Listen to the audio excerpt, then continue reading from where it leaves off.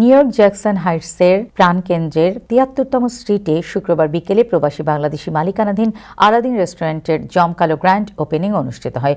শাহনেওয়াজ গ্রুপের চেয়ারম্যান শাহনেওয়াজ ফিতে কেটে আনুষ্ঠানিক রেস্টুরেন্টটির উদ্বোধন করেন। এর আগে দোয়া ও মোনাজাত করা হয়।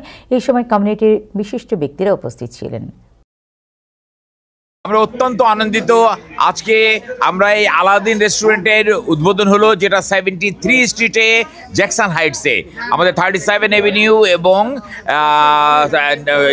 ব্রডওয়ের মাঝখানে, যেটা আমাদের এটা আলাদিন রেস্টুরেন্ট উদ্বোধন করলো নমি ভাই এবং আমাদের হারুন ভাই। এটা তত্ত্বাবধানে চলবে, ইনশাআল্লাহ খুবই ভালোভাবে চলবে। আজকের উদ্বোধনীতে আমরা সবাই আসছি, আপনারা দোয়া করবেন যেন এই রেস্টুরেন্টটা ইনশাআল্লাহ একটা সাফল্য অর্জন করতে পারে এবং আমাদের কমিউনিটি সেবা করতে পারে।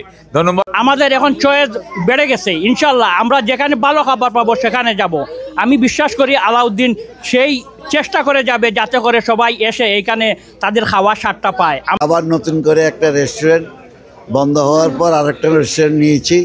এটা আসলে কমিউনিটি সেবার জন্য সুন্দর নাম এবং সুন্দর সব কিছু। আপনার সকলে আমন্ত্রিত ইনশাআল্লাহ। আজকে আমাদের ফ্রেন্ড নবী এবং হারুন ভাই রেস্টুরেন্ট খুলছে জ্যাকসন হাইটস 73 স্ট্রিট আলাউদ্দিন।